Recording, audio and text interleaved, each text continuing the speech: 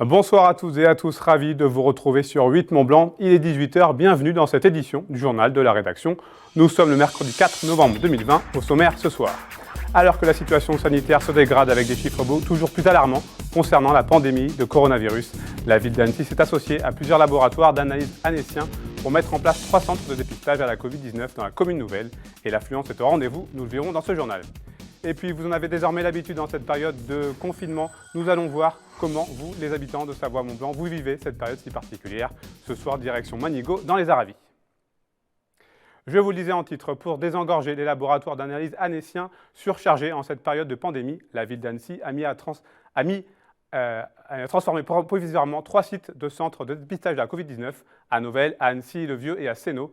Et sans surprise, ces centres de dépistage sont pris d'assaut par la population. Reportage ce mercredi à Cap-Péria à Sénaux. Ouvert depuis vendredi dernier, le centre de dépistage à la Covid-19 de Cap-Péria à Sénaux ne désemplit pas. Il faut par exemple plus d'1 heure et demie pour accéder à la salle d'examen depuis l'entrée du bâtiment. Un délai et une file d'attente qui n'ont pourtant pas découragé les citoyens venus se faire tester ce mercredi. Hier je suis venu, j'ai attendu 30 minutes mais je tenais pas debout alors je suis rentré. Et puis là ça a été. Donc là ça m'a pas découragé, non, mais c'est vrai que c'est long. Je suis arrivée à 9 h 30 et c'était encore pas les portes ouvertes et la queue était sur le trottoir dehors. Bah on s'y attendait, hein. On s'y attendait qu'il y aurait eu du monde. Ici, jusqu'à 400 tests sont effectués chaque jour sur 3 postes de prélèvement différents. Et pour un maximum d'efficacité, le processus doit être parfaitement maîtrisé pour accueillir au mieux les patients. Nous avons majoritairement 2 types de profils. Donc les patients symptomatiques qui viennent avec ou sans ordonnance de leur médecin traitant et les patients dits contacts qui viennent parce qu'ils ont reçu soit une notification de l'ARS leur indiquant qu'ils ont eu un contact avec une personne positive, un contact potentiellement contaminant.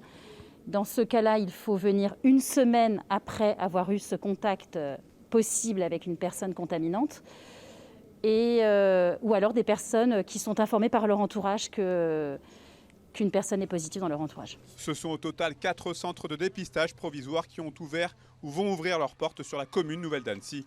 Et au vu de l'affluence, ces structures étaient presque devenues indispensables. Les laboratoires se sont rapprochés de nous pour nous expliquer que leurs conditions de travail n'étaient pas optimales, que les patients qui avaient le Covid ou qui venaient se faire tester car ils sont cas contact et les patients qui venaient pour d'autres pathologies se croisaient trop. Le côté technique ne peut pas faire plus, c'est-à-dire qu'on ne peut pas tester plus rapidement plus de personnes quand les machines et les êtres humains ne suivent pas. Ça va certainement diminuer petit à petit avec le confinement. On espère que l'effet confinement fasse que dans quelques semaines, les temps d'attente soient plus réduits. En attendant peut-être une amélioration de la situation, le centre de dépistage de Cap-Péria à Sénaux est ouvert du lundi au vendredi de 10 h à 15 h 30 et le samedi de 10 h à midi.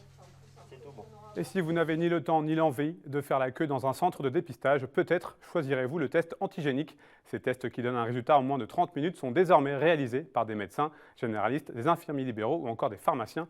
Et pour en parler, je suis en visioconférence avec Hervé Guémard, le président du département de la Savoie. Bonsoir.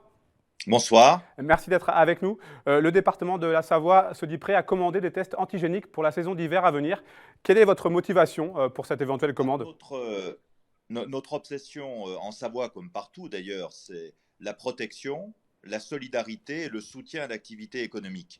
Et donc nous pensons notamment que pour la saison d'hiver dans nos communes touristiques, il faut absolument mettre en place un dépistage massif. Donc le département prend l'initiative de cette commande en partenariat avec les communes, avec des organisations professionnelles comme le syndicat national des moniteurs de ski, pour que les touristes qui viendront chez nous soient en sécurité. Et j'ajoute que ces tests, nous les utiliserons aussi pour tous les personnels qui sont en contact dans le secteur médico-social avec les personnes âgées, les personnes handicapées et les structures d'aide et de protection à l'enfance. Ça nous semble absolument indispensable. Alors c'est une décision qui a été arrêtée, on n'est plus dans le conditionnel. La Savoie va donc commander des tests antigéniques. Oui, on a pris la décision de le faire. Donc, j'ai écrit à tous les maires du département, à tous les partenaires du comité stratégique que nous avons mis en place avec le préfet pour préparer cette saison d'hiver. Et je ne doute pas qu'ensemble, nous serons plus forts que tout seuls, parce qu'il faut que tout ceci soit coordonné et surtout que le message adressé aux touristes qui viennent chez nous dans nos départements savoyards soit très clair sur les bonnes conditions sanitaires d'accueil. Vous évoquez les touristes, ça veut dire qu'il y a une dose d'optimisme chez vous pour la suite des événements? Je pense qu'il faut avoir toujours l'optimisme de la volonté.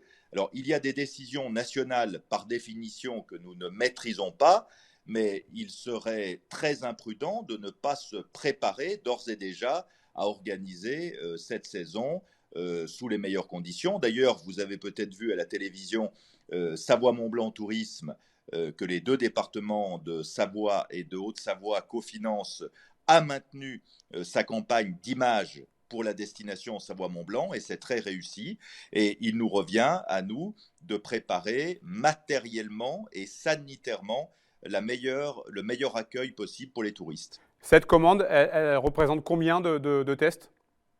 Pour l'instant, ce qu'on peut dire, c'est qu'il y a 40, pour la Savoie seule, hein, il y a 40 000 saisonniers du tourisme, il y a 3 000 intervenants dans le milieu médico-social, donc il faut multiplier ce chiffre par un certain nombre de facteurs, puisqu'on sait qu'on doit faire des tests périodiquement. Donc je ne veux pas vous articuler un chiffre définitif, mais ce sera plutôt plusieurs centaines de milliers à coup sûr. Vous avez le sentiment, dernière chose, vous avez le sentiment qu'avec ce genre d'opération, le conseil départemental pourra continuer d'apporter sa pierre à l'édifice concernant cette lutte contre la propagation du virus?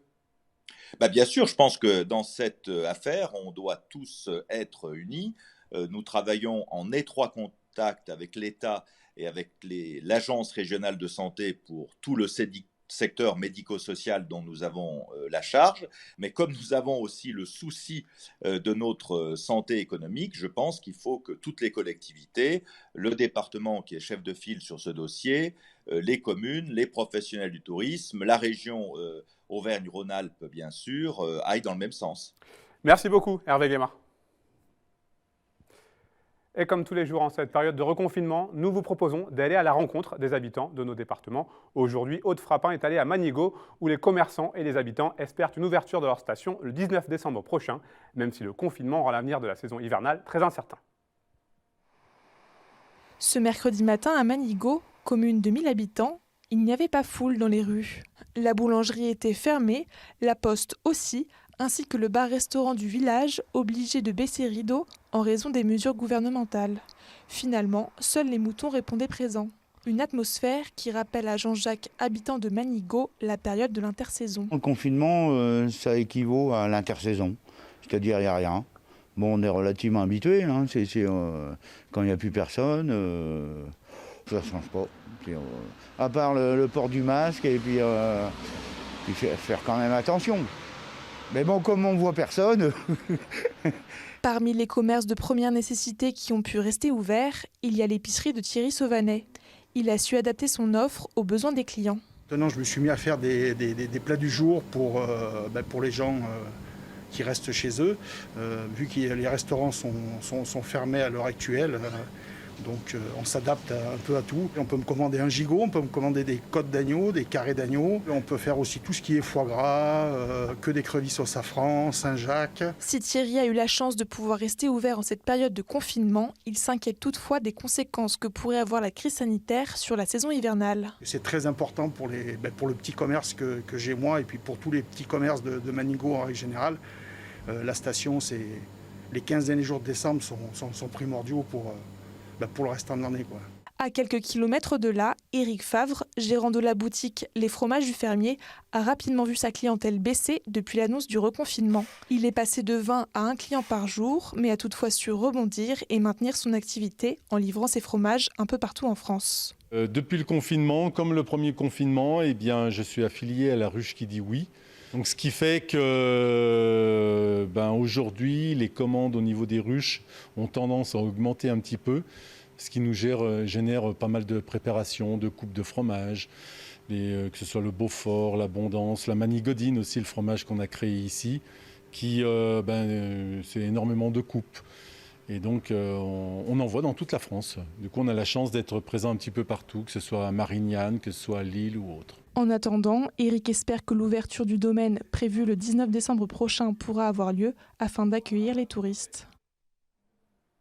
Et puis toujours en lien avec le reconfinement en vigueur depuis la semaine dernière, suite aux annonces gouvernementales, la ville d'Annecy a finalement décidé d'annuler la fête foraine prévue initialement du 21 novembre au 6 décembre, place des Romains.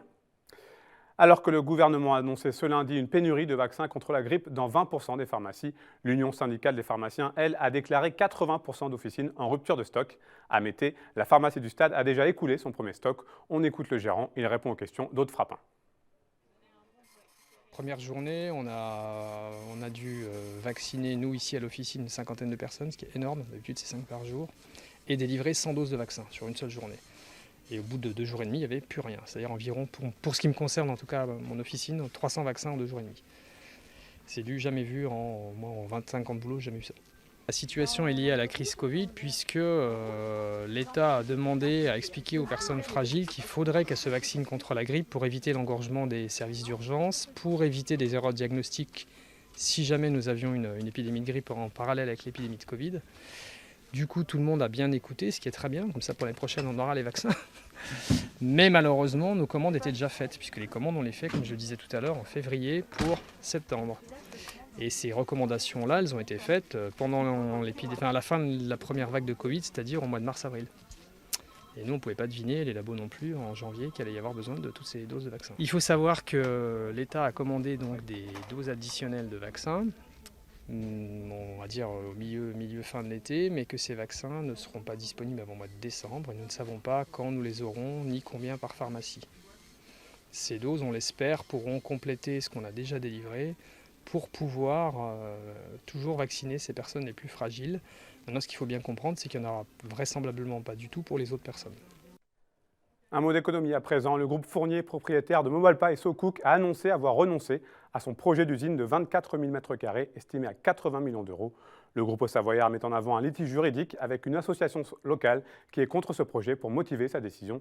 Guy Métral, le président de la Chambre de commerce et d'industrie de Haute-Savoie, a réagi à cette annonce. En tant que chef d'entreprise, je comprends parfaitement les raisons qui ont conduit le groupe Fournier à faire ce choix. Ce que je ne comprends pas, c'est la posture qui consiste à considérer que tout projet de développement est intrinsèquement vicié et doit donc faire l'objet d'une opposition automatique et de recours juridiques. Fin de citation.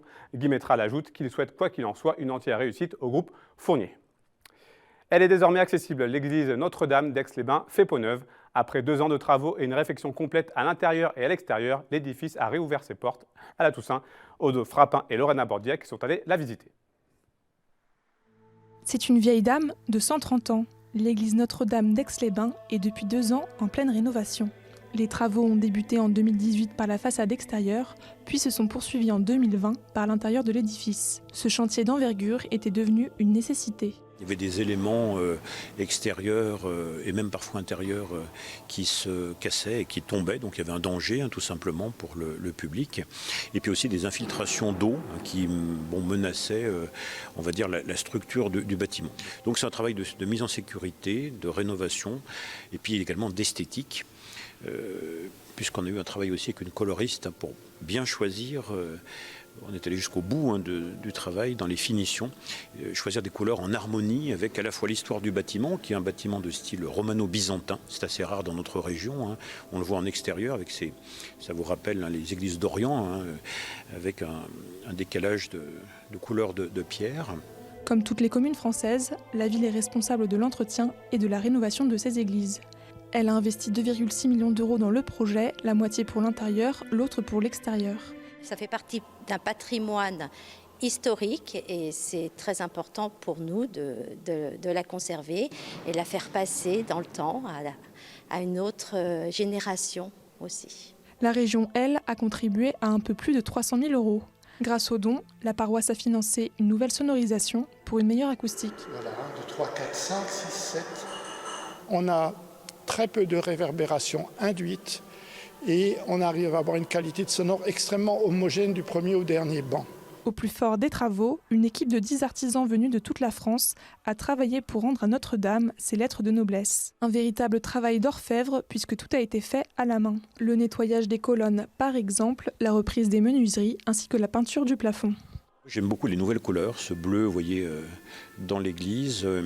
Derrière moi, il y a les vitraux qui ont été restaurés à l'époque sur une initiative de mon prédécesseur. Une église que les paroissiens pourront bientôt redécouvrir. La réouverture est prévue à la Toussaint et l'inauguration officielle sera en novembre.